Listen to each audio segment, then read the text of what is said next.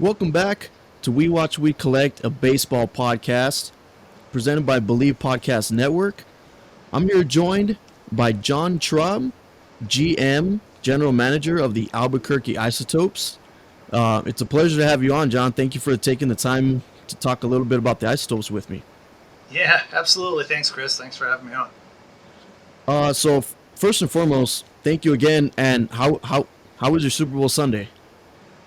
It was good. I won one of my squares, and I was hoping to break even, so I broke even, and I wanted a good game. So I'm glad it was a good competitive game right down to the very end. Obviously, the last minute, and it was entertaining. As somebody who was around playing surfaces my whole career, it was really disappointing to see how that field played in the game. It played such a big part, and guys slipping, obviously on both sides, but you'd Right. expect more during a Super Bowl that you'd have a field that could withstand professional football players running around on it. Yeah, because the whole thing was that a lot of players were slipping. There were shots of players switching cleats out, Yeah. and I guess one thing that really I was really kind of surprised for is that it took about 2 years to get that all that grass set up for that game.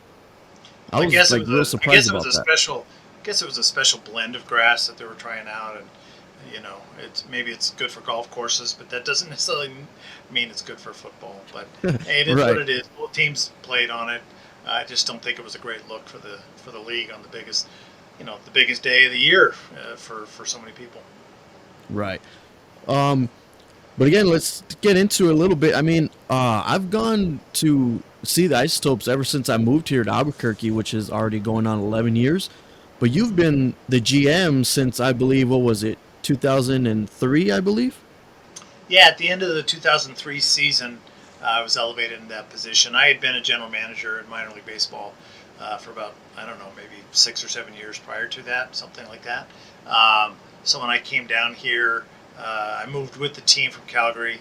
I was the GM up there, and then after the first season here, I was named GM. So yeah, I've been with the franchise since the park was still being built and the organization was still being put together, and basically between being with the team in Calgary and here in Albuquerque, I've been, gosh, I've lost count, but I think it's 30, maybe 31 years now since the end of the '91 season.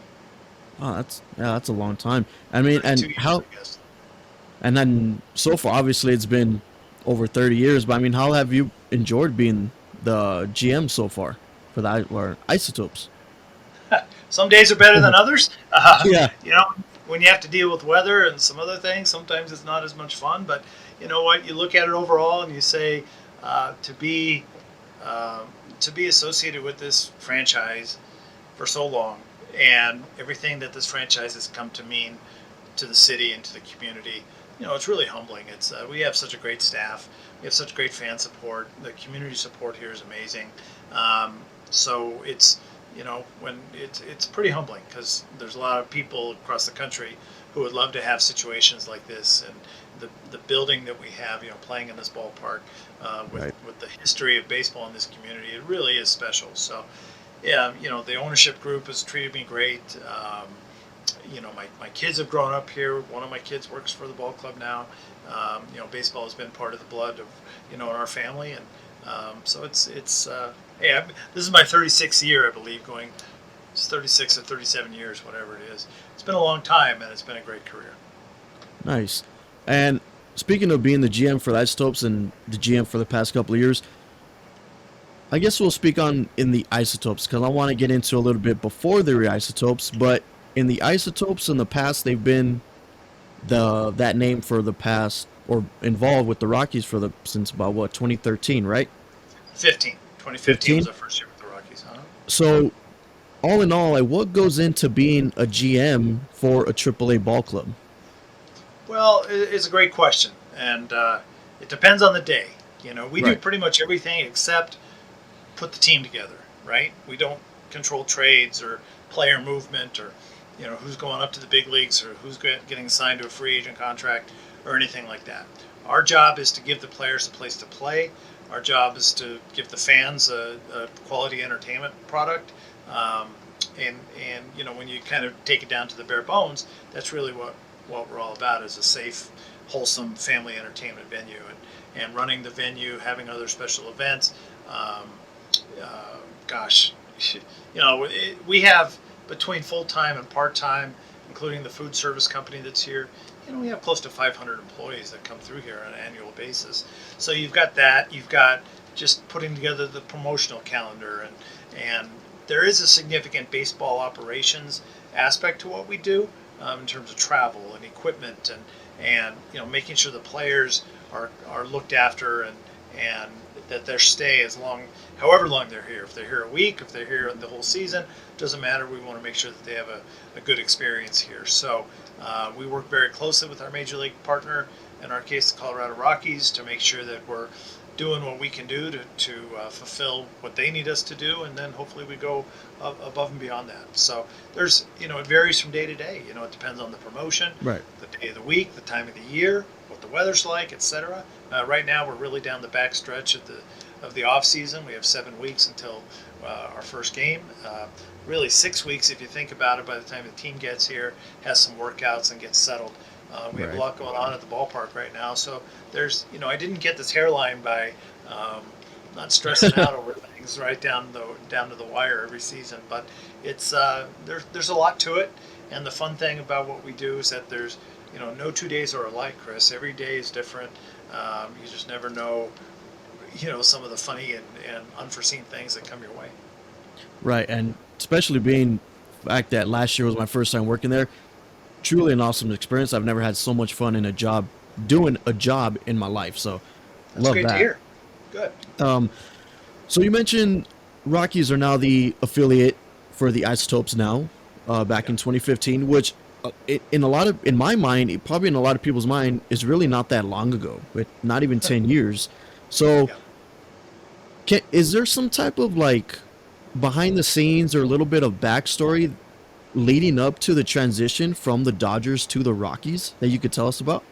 Yeah, for sure. Well, it even goes back further than that.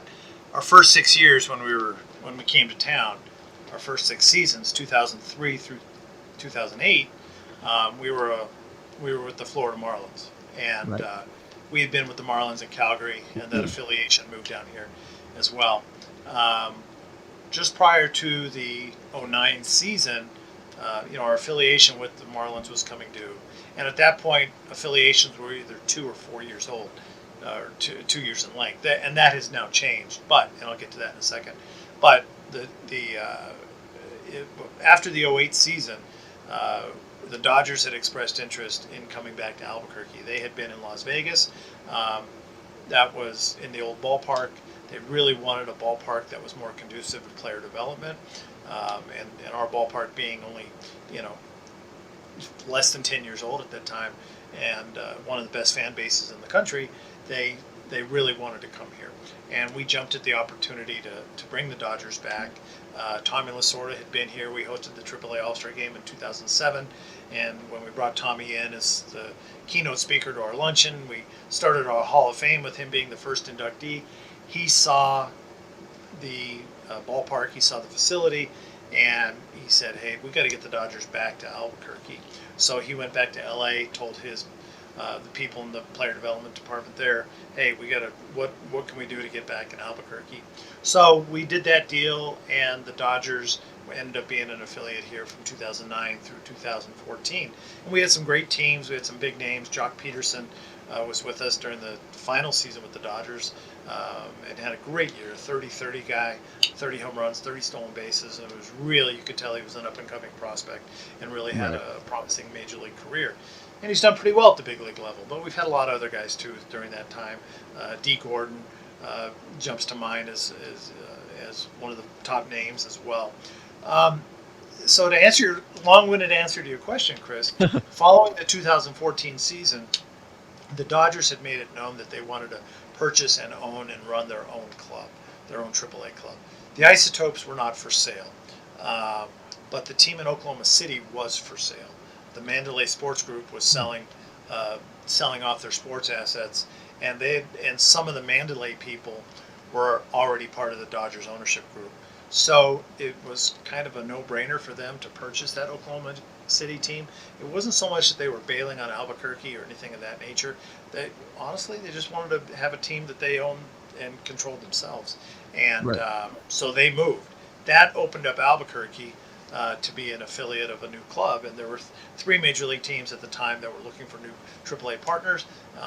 And the Rockies and the Isotopes were able to come to an agreement, and we've been with them ever since.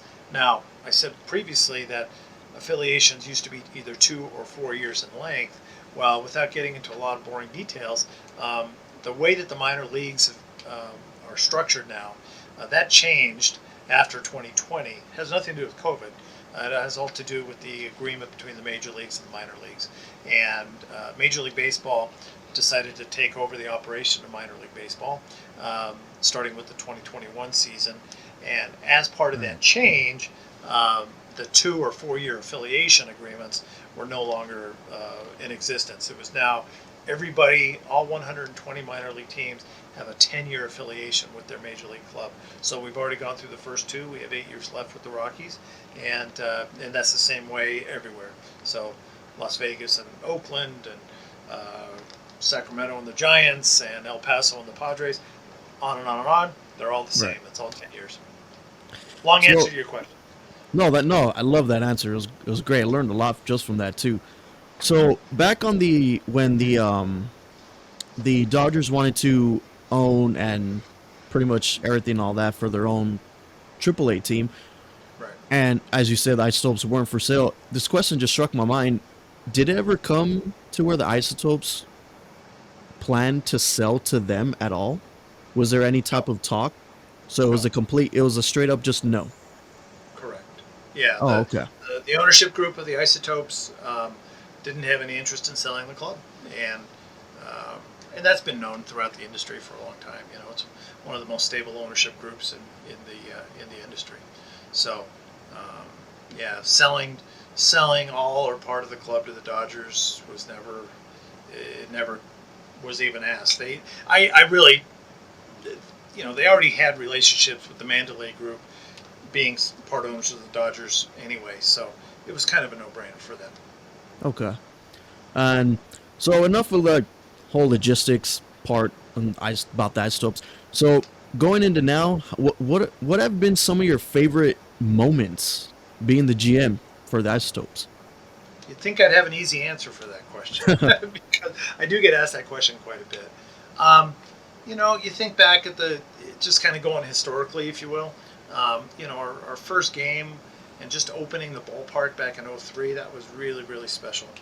And you're never going to replicate a first year again, like that. The 2007 AAA All-Star Game was just a wonderful experience. It took us 2+ years, 3 years really, to put that whole thing together, and it was very, very successful. We hosted the AAA Championship Game in 2011, which was a great experience. Taking it from sort of a different level that event had operated at, and then we really raised the bar. And that's something that we've done here since day one, is we really tried to raise the bar on customer service, on the fan experience, on just being able to host events, and really try to do as well as we can in a first-class manner. And some of Right. those events we've done have been really cool, including even major league exhibition games that we've done here. We did some games in '05, we did some games in 2010, and then we had the Rockies here in 2019 for an exhibition game at the end of March, which was another great event. There's so many different things, Chris, that we've done inside the ballpark, promotional-wise, things that have made a real impact in the community.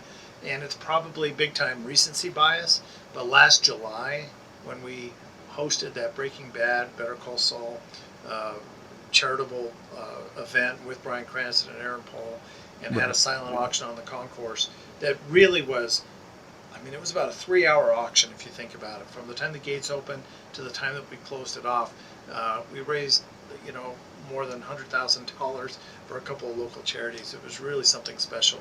And if people have not seen it, I encourage you to go online and look it up. Some of the merchandise and paraphernalia that we were able to auction off for these charities was tremendous. But you had the actors that were here. They really interacted with the fans in such a cool and personal manner, and they were so genuine about how they've gone about things. So that was cool. But I think I'd be remiss if I didn't really put at the top of the list. These are things that are just flowing to the top of my head. The mariachis program that we brought on board in 2018 has really been tremendous. I mean, it's been transformative in terms of how we operate, the fan experience. It was bigger than and better than anybody ever expected it would be. So it was a really cool thing to do it with being genuine in how we went about it. We partnered with the Albuquerque Hispano Chamber of Commerce in the early stages and trying to put together, what do you think of this logo? What do you think of this name, etc.? What do you think of some of the things we want to do in the ballpark? And they were just so supportive and gave us some excellent feedback. So that was all cool, man. And we just keep on trying to outdo ourselves, and some of the things that we've done promotionally. We've given away houses, we've given away cars, we've given away scholarships. If it's your first game, or if it's a first date, or whatever it is, we've created a lot of memories here over the years, and that's something that's really cool. And I remember the 2019 exhibition game. I was actually at that game because I wanted to see Nolan Arenado. That's probably what a lot of people are jonesing for. And you that see this game bat was right here. See that bat over my shoulder? Yeah, I right did. here? I've seen that bat. That's a bat Nolan gave me that night. And Or that day, game actually. was awesome. And I remember I asked, I was curious about it, but I asked Ryan Maxwell. I was like they're the visiting team, but like, Ryan, do they get the home clubhouse since they're the big brothers? And they're like, yeah, like the Isotopes got moved to the visitors. So I was like, oh man, that probably felt so different for those guys. But I mean, Well, they're most of those guys had never even played here, Chris. So when we, the Rockies, first of all, they brought many more guys. The home clubhouse here at this ballpark is rather larger, much larger than the visiting side. And, when we started talking about the exhibition game with them, that was something that was non-negotiable. And it was fine. It was different. And I hadn't thought about it once until you just brought it up. Yeah, it was a great game. I went to that game. It was awesome. I mean, it was just cool. Yeah, we ran the risk. You do it on a Monday in March. We did it on March 25th, and I think it was a 12:05 start or something like that, 1 o'clock maybe. And at the end of March, you could run the risk with weather, and Right. But with the way the Rockies' schedule was, because I believe that they were going to Florida the next day to play 2 exhibition games against the Twins at their spring training complex, and then they were opening the season maybe in Tampa or Miami. I can't remember exactly. And so they were like, hey, this is the time we can play. And if you can't make it work, then it's not going to happen. So of course, we made it happen. And it was 75 degrees, not a cloud in the sky. It was just an absolutely perfect day. And, we had, 13,000 people here or something on a Monday afternoon. So it was, hey, we got lucky. What can I say? Yeah. So you spoke about last year being one of the big times that everyone showed up was during the Breaking Bad night. Bryan Cranston here, Aaron Paul was here, and for starters, like that day was just absolutely awesome. I remember I bad boyed that game, so it was so fun. Yeah, and then I went back and listened to the inning. I believe it was a 6th inning when Bryan Cranston was in the booth with Josh, and like he seems like a natural in the booth. Bryan Bottom of the Cranston. sixth. Brian's a huge baseball fan. He grew up in Los Angeles. Huge baseball fan. Huge Dodgers fan. So over the years, when he used to come to games when they were filming Breaking Bad here, we would just sit there and talk baseball for the longest time, and players that he saw growing up or that we had in common, or whatever. So he loves baseball, and he was just great during that clip. And that inning ended up lasting well over a half hour. Just that half inning alone. I think 2 pitching changes maybe. We scored, it was 2. I don't know, 8 or 9 runs or something like that. So it was just one of those things where the stars aligned, and it was an awesome night. So I had a curious question. Maybe a lot of the fans can probably like wonder this too, but what goes into, as a GM, what goes into the planning of getting those 2 stars, like no Emmy-winning stars here to Albuquerque for that one game? What goes into the planning with something like that? Well, so I think it was last year. It was Easter Sunday. Yeah, it was Easter Sunday. It was April, and I was sitting at home. It was a Sunday night, and Brian reached out to me via text, and he said, "Hey, do you have some time to talk? I've got an idea that I want to run by you." So I'm like, "Sure." So we talked maybe that night or soon thereafter, or whatever it was, and he explained what they wanted to do. Not just come to Albuquerque, but they were promoting their Dos Hombres mezcal brand that they were that has really gone well for them. Right. But he wanted to do something. They were coming back to Albuquerque because they were unveiling some statues at the convention center, and they wanted to do an event that was, for the public, with the public, raise some money for charity. So Brian had all these great ideas, and we just worked together over the next, what was that, April through, or through July, in putting this, working out details. And Brian, from our experience with him back even in, I think it was 11 and 12 or 10 and 11, whatever it was, when we did previously some charity softball games with him. If he puts his name on it, or if he's involved in organizing it, he's not just throwing his name on it. He is actually involved. And Right. that was really a cool thing about him, because he is such a genuine person that he's like, "Hey, this is the charity I want." Or let's talk about the different options that we have for various things. And even coming down to the scheduling of it and the timing of how things were going to work throughout the game, and just balancing it with his own personal schedule and Aaron's schedule. Knowing that, they used to come to games a lot. At least Brian did. Aaron came to a handful of games. The whole cast came to games and whatnot over time. But just staying in touch over the years, I was thrilled that we were the ones that they came to say, "Hey, we want to do this type of an event." So it was cool. Every so often things like that will happen. We had Kevin Costner here. Ray Liotta was out here. I don't want to start name dropping, but there's always, films and TV shows and stuff being done here. And when those folks want to come out to the ballpark just because they want a normal fan experience and just want to hang out, that's pretty cool. So we want to make that happen as much as we can, because these guys are here maybe without their families, and they just like baseball, so they want to come and hang out, Yeah. have a great time, mingle with the fans, do maybe some autographs.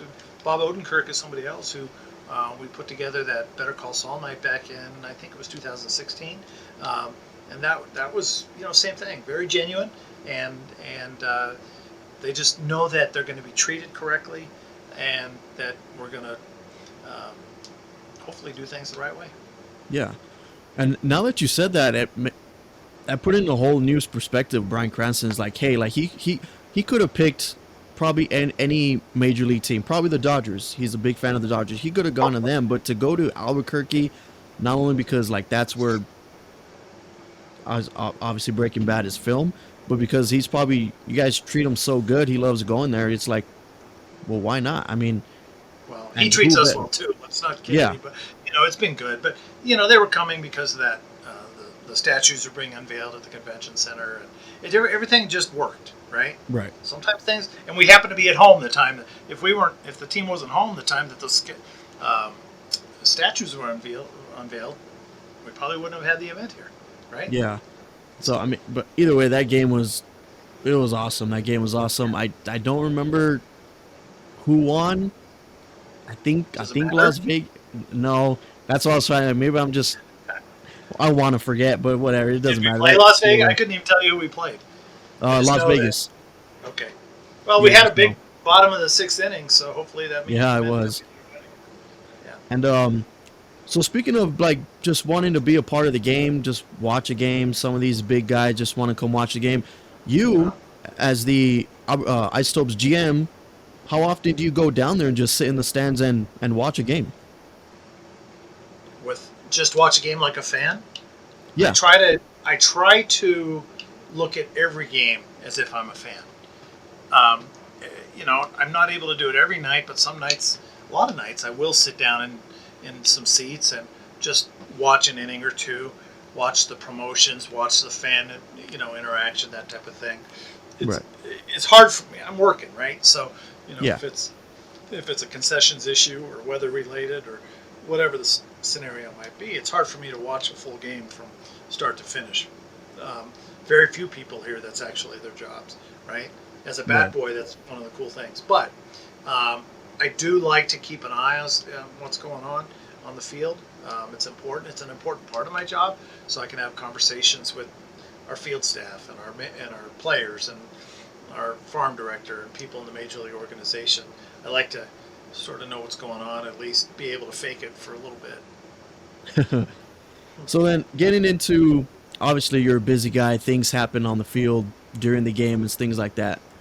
The big one that happens, it gets fans really upset. They don't like it when it happens. Are the rain delays or the potential of a game getting rescheduled? Because they don't cancel anymore; they reschedule games now. So that's I've what I never think. canceled a game. I've Right. never So that's canceled. so I that postponed.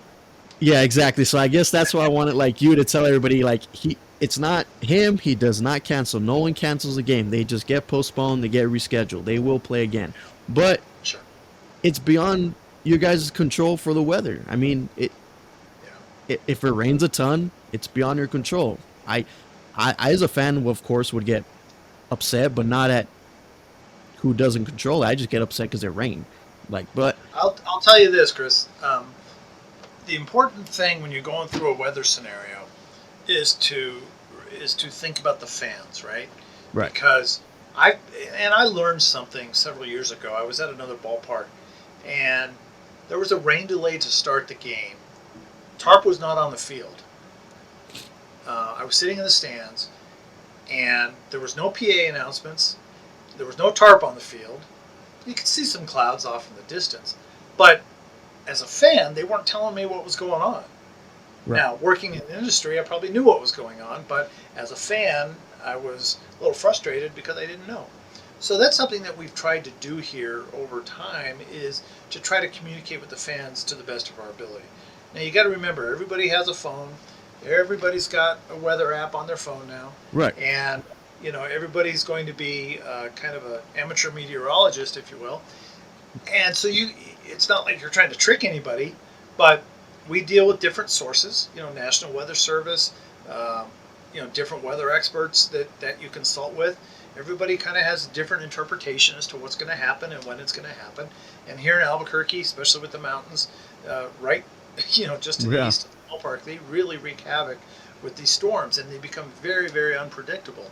So I will tell you, if we have a 6:35 game time and we have a storm coming in, I need to know really by 6 o'clock if the game's going to start on time or not, because we have to give the starting pitchers time to warm up. right, So, if we're going to start the game in a delay, then we will let people know. And um, everybody, well, it's not raining in my house, or it's pouring in my house. There's no way you're playing, and respectfully, I try to tell people, and I kind of laugh about it a little bit.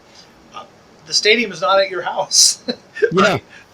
So we can only deal with what's coming right overhead, and it's very, very unpredictable. We have to communicate with Major League Baseball, with both teams, with the umpires, of course, with the fans, media, staff, etc. And there's a lot of things that go into determining whether or not we're going to play a game.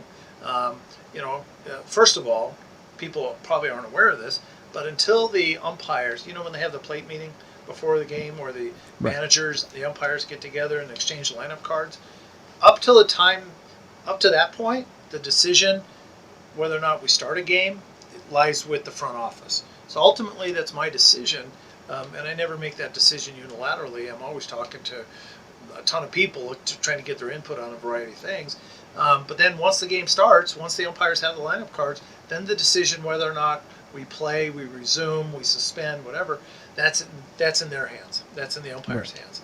And for the most part, they don't make those decisions unilaterally either. So we're always talking. You'll see us meeting on the field, talking about different things. But the things that go into whether or not we play, don't play, start, maybe we don't play at all, and we're going to play a doubleheader tomorrow. You take so many different things into account. Scheduling, what's tomorrow's forecast, playing conditions, what is you don't want to get any pitchers hurt. You don't want to what's right, called burn a starter. So I never want to start a game. If it's a 6:35 game and it's projected that the storm's going to run through here at 6:45, well, the Rockies, Major League Baseball, the visiting team, nobody wants us to start that game if there's a chance that the pitcher's only going to be able to throw to two hitters and then has to get shut down, because that screws up that person's. We got to remember, These guys are trying to get to the big leagues, and Right. they're very routine oriented. So when you burn a pitcher, boy, that impacts so many different things. Their next start, the bullpen, um, how it. When I talked about baseball operations earlier, this is really what I'm talking about, because it's these are things that we are directly involved with that have an impact, or certainly are impacted by what happens on the field. So we look at travel schedules. We look at, hey, is the team coming back? When can we replay this game? Right. So there's so many different things to do it, and you know what? It's not a perfect science. I've made mistakes. I've owned those mistakes. I guarantee you, I'll make more mistakes. But we tried. The most important thing when dealing with weather is communication with the Right. grounds crew, with the teams, with the managers, coaches, pitching coaches, umpires, staff, public, etc. Everybody, it's hard. It's really, really hard. It's one of the most challenging things that we have to deal with, because you're always going to get second guessed. And somebody who is not sitting in this chair and they're not staring at all these different radars and talking to all the different experts on weather, you can look like an idiot pretty easily to people. But it is what it is. I'm not saying that it's a perfect science. I'm saying we're trying to make the best decision we can with the info that we have, and not trying to make it sound like rocket science either, because it's not. But people pay good money to come to a game. They don't necessarily want to come to another game some other time. Even though we have a rain check policy that's clearly stated on the back of tickets, it gets confusing to people, and maybe Right. their plans don't allow for them to come to another game. So there's all these things that have to come to into fruition when you're going through one of these scenarios. So to branch off of that, I want to get a quick little. I don't know if this will be a quick little answer for this, but obviously a lot of fans probably know by now that this coming season the hill at center field will be gone. I guess what I want to know is how long. Of course, it's a player safety type thing. That's where the word is going around now. Yeah, for sure. Has it been around longer than that to get the hill out of there at center field? Has it been a work in progress over the years? Well, Major League Baseball and the Rockies both have expressed desire to have us get the hill out of there over the Okay. last several years, and we were very reluctant to do so. But when Major League Baseball came up with their new facility standards, and this is just how the industry is run now, they Hmm. made it clear that they wanted the hill gone, and the Rockies. Yeah, I mean, it's a cool feature. Everybody knows it's a cool feature, right? Yeah. When we built this ballpark and we started playing in '03, the Florida Marlins and Major League Baseball at the time had to sign off on it, saying that, yeah, it was okay to have a hill. Well, at the time, the Houston Astros had a hill in their ballpark in Minute Maid Park, Right. um, and then I can't remember exactly what year, 16, 17, 18, something like that. I think it was The Astros 16. they removed the hill from center field in their ballpark, so it left us as the only one. Uh, Crosley Field in Cincinnati, well before Riverfront Stadium, so we're talking pre 1965 or whenever Riverfront opened. Um, Crosley Field had a hill as well, and the people that were involved with the architecture and building of this stadium really wanted to have something that was unique, and so putting a hill here was different.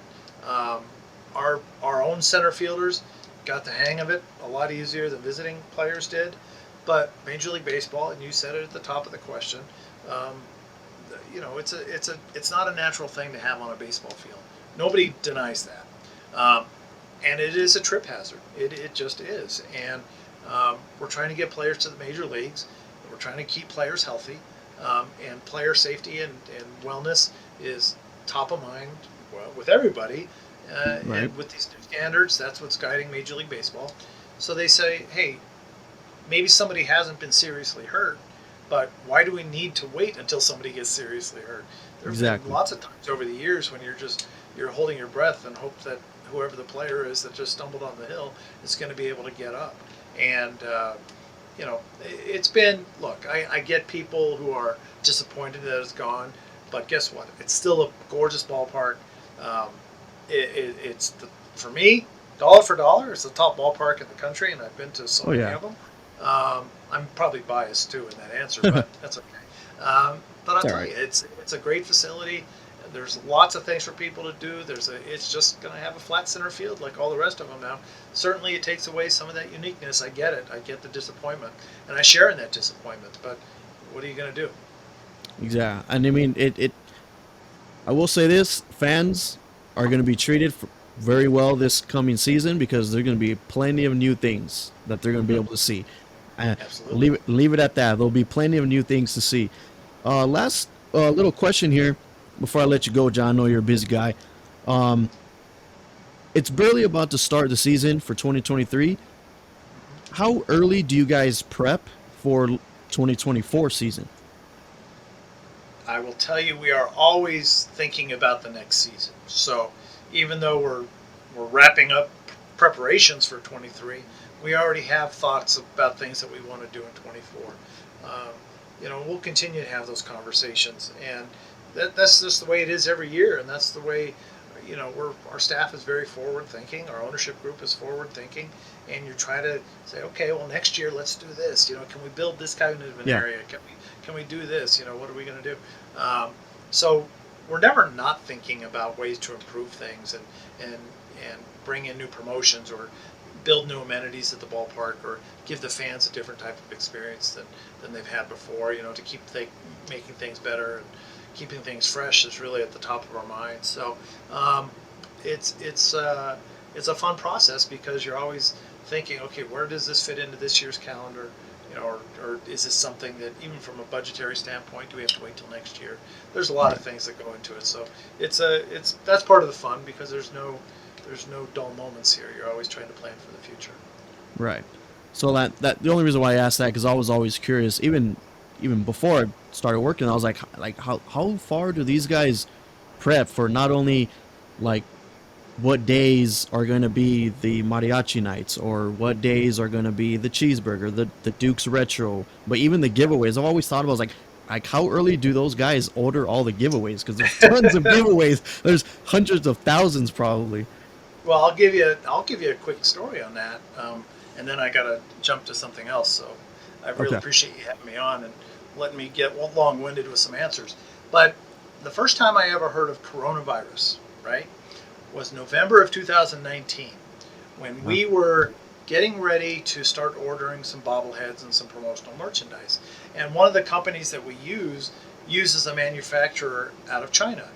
And he said, or we were told by this company that we deal with. The company's in the U.S., but they said, hey, just giving you a heads up. Now we always have to deal with Chinese New Year, and the place is shut down for a little bit of time during Chinese New Year. So especially the early season promotions, we really have to get those in production early, really early, just to make sure that we get everything. Well, so in November of 19, and then it crept into a little bit into December, one of our marketing people said, hey, we may have some trouble getting some of these items because there's this virus going around in China and it's shutting down the factories for a couple of weeks. Nobody knows what's going to happen. So, that was the first that we heard of it. And it's I don't know, it's not funny, but it just reminds me when you ask the question of how early do we have to get things going. That's how we heard about COVID, was Oh. because it was impacting where some of these items were made. Um, so that's just kind of an ironic scenario. But we're always, to get a bobblehead made, by the time you get the approvals and the artwork and get all that stuff done, well, it can take a good 6 to 8 months sometimes. So Oh. we're always working on things. Yeah, Sweet. That's great to know. Even for fans, it's probably great to know. So, sure. John, thank you again for taking the time to hop on this episode with me, talk a little bit about you, about Isotopes' upcoming season. Hope for the best for the upcoming season. Thank you. Wish you the best. Hopefully, doesn't stress you out anymore, even though it might sometimes it will, but hopefully it doesn't anymore. But thank you again for hopping on this episode with me. You- You're welcome, Chris. Good luck with your show, and thanks for having me on. And we look forward to seeing everybody at the ballpark this year. It's just right around the corner. Oh yeah, and thank you everyone for listening. Thank you to Believe Podcast Network. Stay watching, stay collecting, and I will catch you guys in the next one.